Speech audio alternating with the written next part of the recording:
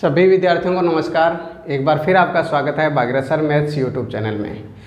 आज अपने वर्त के अंदर बहुत इंपॉर्टेंट चीज़ पढ़ने वाले, देखिए सुनिए। अगर तीन वर्त हो, ठीक है, तीन वर्त हो, तीन वर्त हो और इन तीनों वर्तों के बीच में एक वर्त बनाओ, उस वर्त की त्रिज्या ज्ञात करनी हो। इस वर्त की, इन तीनों वर्तों की जो बड़े वर्त दिखाई दे रहे हैं ना, इनकी त्रिज्या सेम है, आर आर आर, ठीक है। इस स्मॉल वर्त की त्रिज्या मैंने ए मान ली। क्या मान ली? ए। हमें ए का मान ज्ञात करना है। आप बताइए, ये जो समबाहु त्रिभुज है, इसके चारों ओर अगर मैं वर्त बनाऊं तो इस समबाहु त्रिभुज का परिवर्त है ना ये, ठीक है। और इस समबाहु त्रिभुज के परिवर्त की जो त्रिज्या है वो कैपिटल आर मान ली। समझ गए? इस कैपिटल आर का मान ज्ञात करें। ये जो कैपिटल आर है ना, ये समबाहु त्रिभुज की परिवर्त की त्रिज्या है। परिवर्त की त्रिज्या, परिवर्त की त्रिज्या यानी आर। और आपको पता है आर, ये परिवर्त की त्रिज्या भुजा बटे √3 होती है। लेकिन यहाँ जो समबाहु त्रिभुज की भुजा है वो आर कितनी आर होगी? 2r, यानी कैपिटल आर बराबर 2 स्मॉल आर बटे √3, ठीक है। अब ये आर आ गई। आप बताइए, ये यहाँ तक ये त्रिज्या आर है, ये वाली त्रिज्या आर है, तो ये भी त्रिज्या आर ही होगी। और ए का मान ज्ञात करना है तो capital R minus small R. Capital R का मान हमने ज्ञात किया था 2r बटे √3 और माइनस स्मॉल आर। समझ गए? तो अपने ए का मान ज्ञात करें तो ये r कॉमन आ गया, तो 2y √3 -1। ये तीन वर्त अगर एक दूसरे को टच करते हैं, उनके बीच में बने वर्त की त्रिज्या आ गई। समझ गए?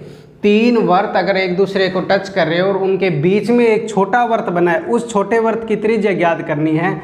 और उस छोटे वर्त की त्रिज्या को मैंने क्या माना था? ए माना था। और उस ए का मान ज्ञात करने का फॉर्मूला इस प्रकार प्राप्त हो गया।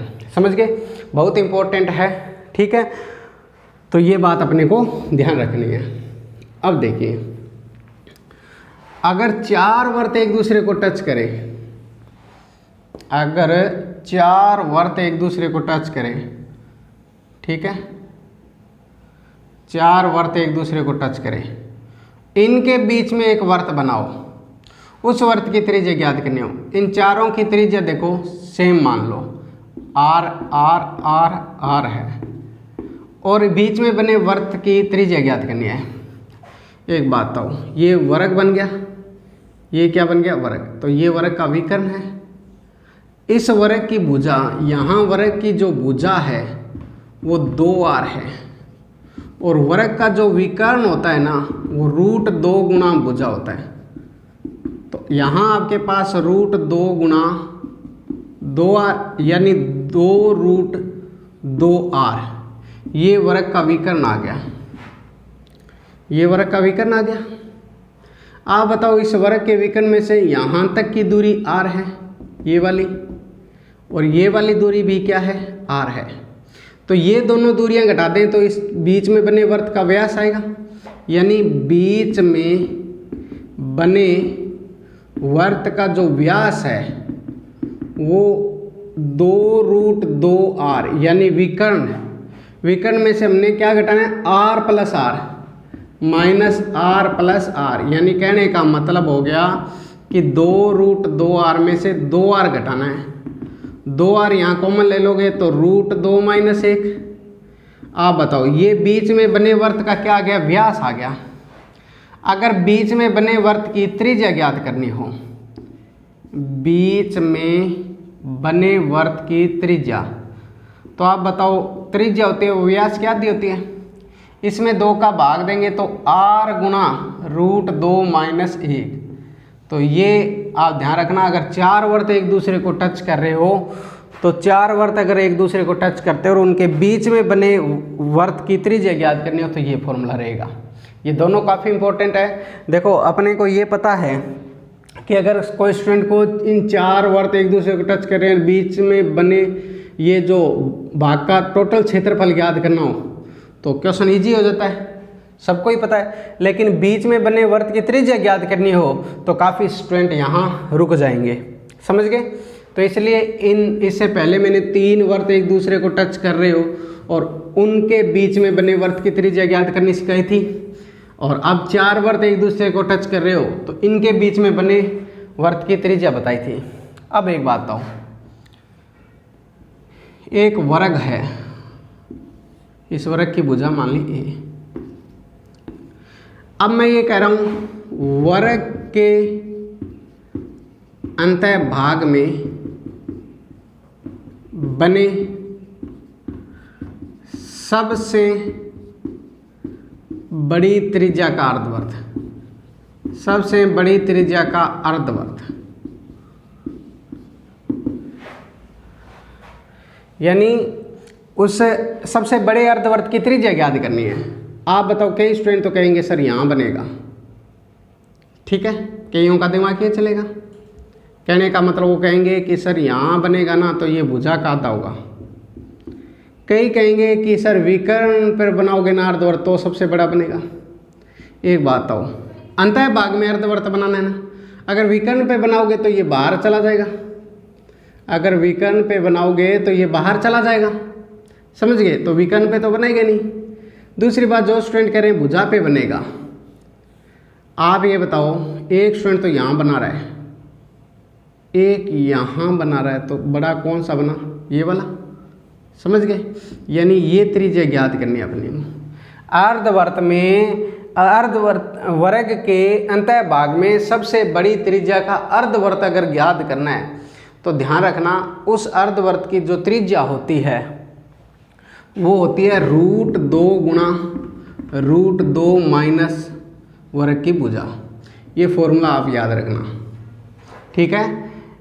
आपको मैंने क्या बताया, ध्यान रखना कि वर्ग के अंदर सबसे बड़ी त्रिज्या का अर्धवर्त बनाना है तो यहाँ बनेगा, ठीक है। ये फाइंड कैसे आया, ये ज्योमेट्री में मैंने आपको बताया था, ये ध्यान रखना। ये ज्योमेट्री मैंने बता दिया था कि इस अर्धवर्त की त्रिज्या कैसे ज्ञात की जाती है, यहाँ डायरेक्ट आप फॉर्मूला याद रख लेना, ठीक है। जैसे ये कैसे प्राप्त हुआ तो वो ज्योमेट्री वाली वीडियो देख लेना। तो ये अपने को ध्यान रखना है कि वर्ग के अंतः भाग में सबसे बड़ी त्रिज्या का अर्धवर्त बनाना है तो उस अर्धवर्त की जो त्रिज्या होती है उसका फॉर्मूला ये है √2 गुणा √2 माइनस गुणा वर्ग की भुजा, और इस वर्ग की भुजा ए मानी है मैंने, समझ गए बात ये। अब देखिए नेक्स्ट, बहुत इंपॉर्टेंट चीज़ है ये, ध्यान रखना। अब देखिए नेक्स्ट है कि एक वर्ग है, उसके अंदर ये पत्ती बनी हो, इस पत्ती का क्षेत्रफल ज्ञात करना हो, इस लीफ का क्षेत्रफल ज्ञात करना हो। यहाँ वर्ग की भुजा ए है, यहाँ वर्ग की भुजा क्या है, ए है। आप ये बताइए, ये जो है, ये जो मैं मार्क कर रहा हूँ ये लाइन, ये एक वर्त का चौथा हिस्सा नहीं बन गया क्या। मान लो मैं ऐसे कह दूँ ये एक वर्त बना हुआ है तो उस वर्त की त्रिज्या ए है, और ये पूरा जो एरिया है, ये वाला जो पूरा एरिया है, ये वाला ये इस वर्त का चौथा हिस्सा है। कहने का मतलब यहाँ पूरा एरिया ज्ञात करूँ तो अपने को पता है πr², और यहाँ तो r मैंने a मान ली, या इस वर्ग की भुजा r ही मान लो, इस वर्ग की भुजा r ही मान लो।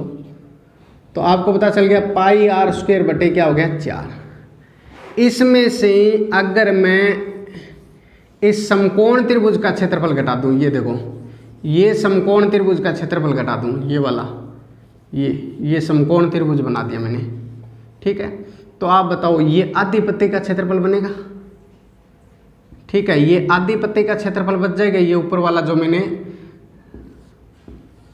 साफ किया जितना, ये वाला, ये आधी पत्ती का क्षेत्रफल बचेगा, माइनस समकोण त्रिभुज का क्षेत्रफल 1/2, इसकी ऊंचाई भी r और आधार भी r, तो 1/r², 1/2r²। यहाँ पाई की जगह 22/7 रख दें, r²/4 माइनस r²/2, ये 11 और ये 2, तो यहाँ पे एलसीएम आ गया 14, 7 × 2 = 14 ही है, ये 14 से ये 14 कट गया तो ऊपर बचा 11r² माइनस 2 का भाग दोगे 14 पे तो 7r²। कहने का मतलब 4/14r²। ये 2 से कट गया 2/7r²। 2/7r²। ये आधी पत्ती का क्षेत्रफल है। अगर पूरी पत्ती का क्षेत्रफल ज्ञात करना था, हमें तो पूरी पत्ती का क्षेत्रफल ज्ञात करना था, तो ध्यान रखो अगर पूरी पत्ती का क्षेत्रफल ज्ञात करना है, इस पूरी पत्ती का क्षेत्रफल ज्ञात करना है और इस वर्ग की जो भुजा है वो r है, तो आप बताओ आधी पत्ती का 2/7r² था, 2 से गुणा कर देंगे, आधी पत्ती का दुगुना करेंगे तो पूरी पत्ती का आ जाएगा, यानी 4/7r²। यानी डायरेक्ट आप याद रखो तो याद रख सकते हो 4/7r²। क्या याद रखना है, दोबारा सुन लेना कि अगर एक वर्ग है और उस वर्ग की भुजा मैंने r बोली है, इस वर्ग की भुजा मैंने r बोली है और यहाँ एक पत्ती बनाई है, इस पत्ती का क्षेत्रफल ज्ञात करना है, तो डायरेक्ट आप ज्ञात कर सकते हो क्षेत्रफल। तो फॉर्मूला होता है 4/7r²। क्या होगा, 4/7r²। समझ गए। अब एक बात है, यही डायग्राम आपको यूं बना के दे दें,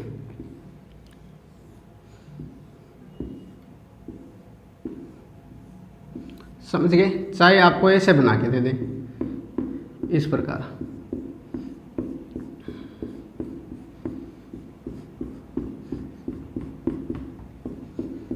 और इस वर्ग की जो त्रिज्या है वो r है, तो भी आप ध्यान रखना यहाँ भी छायांकित भाग का क्षेत्रफल ज्ञात करना है। छायांकित भाग का क्षेत्रफल ज्ञात करना है तो भी फॉर्मूला 4/7r² रहेगा।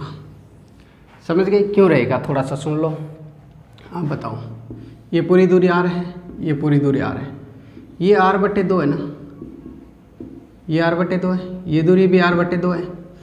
तो आप बताओ ये जो शेप बनी है इसके अंदर यही तो शेप बनी है ये, और यहाँ r/2 है। तो ये फॉर्मूला मैंने यही बताया था 4/7r², और यहाँ r/2 की स्क्वायर करना पड़ेगा क्योंकि इसकी जो भुजा है वो r/2 है ना। अब बताओ 4/7r²/4, 4 से 4 कट गया r²/7। ये तो एक लीफ का क्षेत्रफल है, ऐसी कितनी है 4 है, 4 से गुणा कर दोगे तो ये फॉर्मूला बन जाएगा 4/7 भुजा की त्रिज्या की स्क्वायर। कहने का मतलब ये भुजा है, ये वर्ग की है, और वर्ग की भुजा को मैंने क्या माना है, r माना है। समझ गए। तो ये वीडियो कैसे लगी आप कमेंट करके ज़रूर बताना, शेयर करना ज़्यादा से ज़्यादा। अगले वीडियो में अपने जो चतुर्भुज है उनसे रिलेटेड अपने क्षेत्रफल पढ़ेंगे, क्योंकि हमने त्रिभुज कंप्लीट कर लिया था, वर्त लगभग कंप्लीट है। कल अपने वर्ग स्टार्ट करेंगे। वर्ग है, आयत है, समचतुर्भुज है, समांतर चतुर्भुज है, यानी चतुर्भुज 4 भुजाओं से घिरी आकृतियों का 4 भुजाओं से घिरी आकृतियों का क्षेत्रफल ज्ञात करेंगे चतुर्भुजों का। ठीक है, तो इस वीडियो को ज़्यादा से ज़्यादा शेयर करना, लाइक कमेंट जरूर करना। धन्यवाद आपका।